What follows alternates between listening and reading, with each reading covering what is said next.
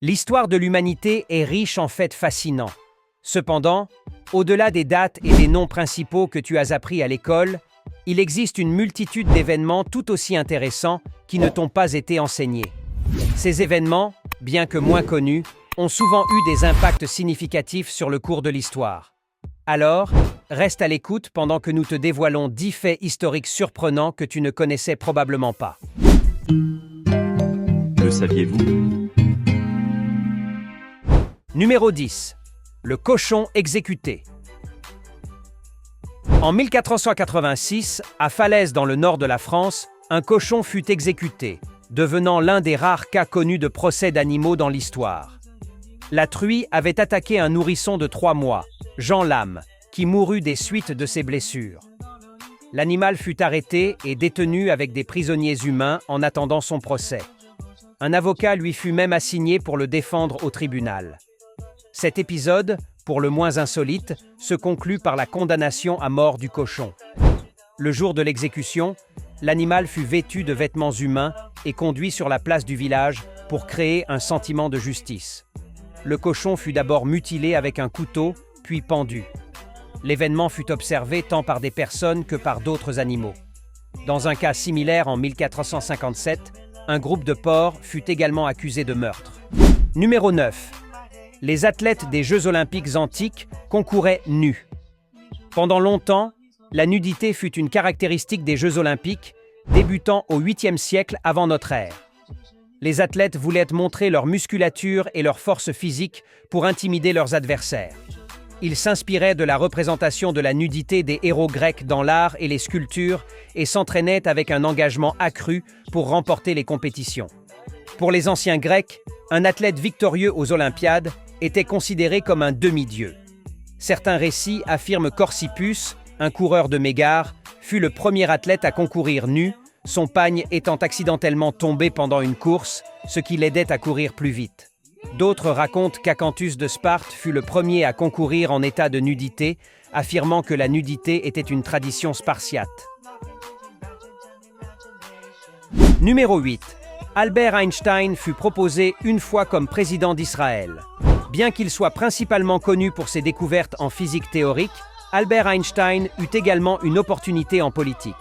Après la mort de Chaim Weizmann, le premier président d'Israël, en 1952, le gouvernement israélien, dirigé par le premier ministre David Ben-Gourion, offrit à Einstein le poste de président. Ce rôle était plus symbolique qu'opératif, honorifique, plutôt que véritablement puissant. La proposition était due au soutien constant d'Einstein pour l'État d'Israël tout au long de sa vie. Malgré l'honneur de l'offre, Einstein refusa immédiatement, invoquant son âge avancé et son manque d'expérience politique. De plus, il déclina également une rencontre officielle avec les représentants de l'ambassade israélienne. Bien qu'il aurait pu continuer ses recherches scientifiques en tant que président, il aurait dû déménager en Israël. Numéro 7. La France construisit une fausse Paris. Pour tromper les bombardiers allemands pendant la Première Guerre mondiale, la France conçut une opération en 1917, quelques années après le premier bombardement de Paris en 1914. L'idée était de créer une réplique de Paris, loin de la véritable ville, pour confondre les pilotes ennemis et réduire les dommages lors des attaques aériennes nocturnes. La ville factice était située à des kilomètres de la vraie Paris et incluait des lumières destinées à simuler l'activité humaine, contrastant avec l'obscurité dans laquelle la vraie ville était plongée lors des attaques.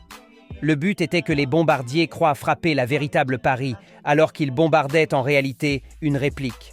Cependant, la construction de la fausse Paris ne fut pas terminée avant la fin de la guerre en 1918. Seule une des 3 zones prévues fut effectivement construite. Le projet, conçu par l'ingénieur italien Fernand Jacopozzi, resta secret et fut démantelé après la guerre. Numéro 6. L'Inde n'a envahi aucun pays au cours des 10 000 dernières années.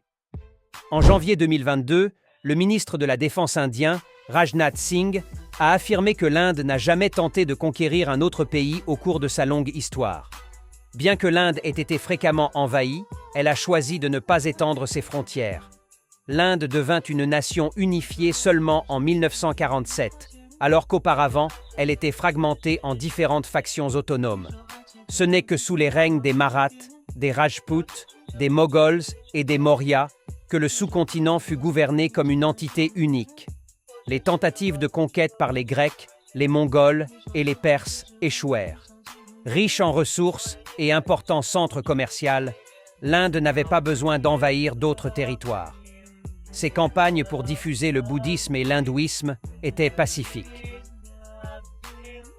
Numéro 5. Le visage sur le billet d'1$ n'était pas initialement celui de George Washington. Quand on pense à George Washington, on imagine son portrait sur le billet d'1$ américain, mais cela n'a pas toujours été le cas. Pendant la guerre civile, le gouvernement des États-Unis dut émettre de nouveaux billets pour soutenir l'effort de guerre. À cette époque, la première monnaie officielle en papier fut introduite. Parmi les premiers billets émis en 1862, celui d'1$ montrait le visage de Salmon Chase, secrétaire au Trésor et concepteur des premiers billets. Les premiers billets, appelés greenbacks, n'étaient garantis par aucune réserve. Ce n'est qu'après que le Bureau of Engraving and Printing prit en charge la production que l'image de George Washington apparut sur le billet d'1$ en 1869.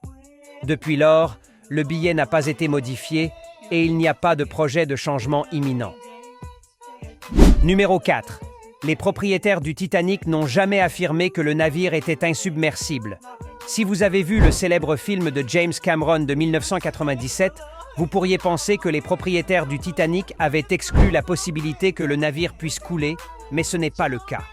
Certaines publications spécialisées avaient décrit le navire comme pratiquement insubmersible avant le désastre.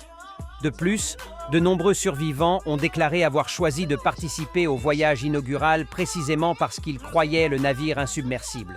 Cependant, les propriétaires n'ont jamais officiellement déclaré que le navire ne pouvait pas couler.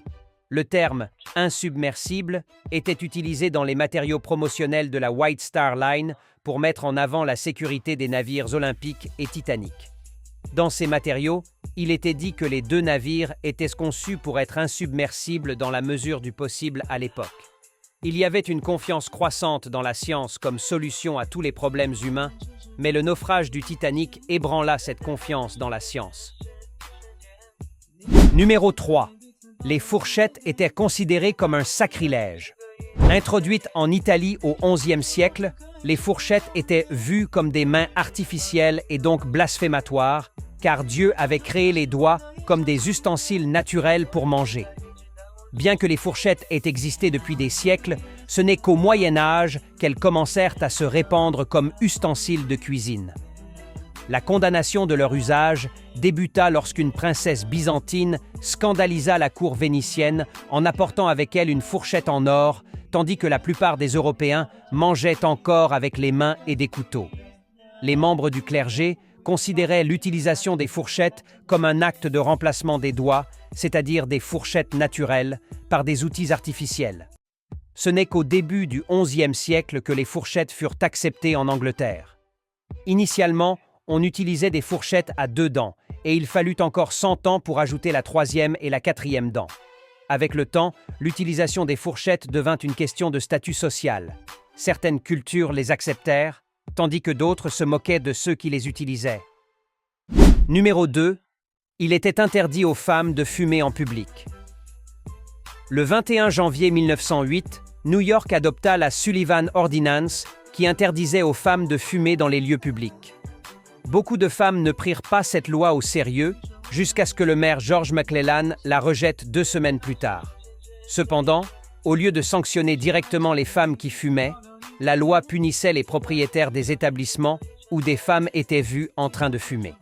Kathy McKee fut la seule femme connue pour avoir enfreint l'ordonnance, et bien que des sanctions spécifiques contre elle n'étaient pas prévues, elle fut tout de même arrêtée pour avoir refusé de payer une amende. Bien que la loi puisse sembler insignifiante aujourd'hui, à l'époque, une femme qui fumait était perçue comme sexuellement immorale et non fiable. Il est surprenant de constater que les hommes pouvaient fumer librement partout. Numéro 1. Des dizaines d'imposteurs ont affirmé être le fils décédé de Marie-Antoinette. Après la Révolution française, Louis-Charles, le fils de 8 ans de Louis XVI et de Marie-Antoinette, fut emprisonné et ne fut plus vu en public. Le jeune garçon, destiné à devenir Louis XVII, fut enfermé dans le temple de Paris où il subit des mauvais traitements et fut mal nourri. Il mourut de tuberculose le 8 juin 1795 à l'âge de 10 ans.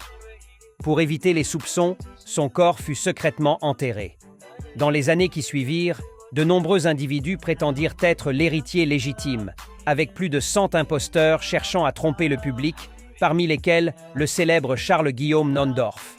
Les imposteurs avaient divers motifs pour leurs revendications. Réussir dans cette tromperie pouvait les conduire au trône de France, et beaucoup obtinrent richesse, renommée et admiration, incitant d'autres personnes à tenter leur chance.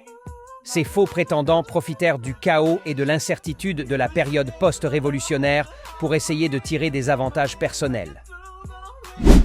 Notre voyage se termine aujourd'hui, mais ce ne sera pas le dernier. N'oubliez pas de laisser un like, un commentaire et de vous abonner à la chaîne si vous avez aimé la vidéo. À la prochaine aventure.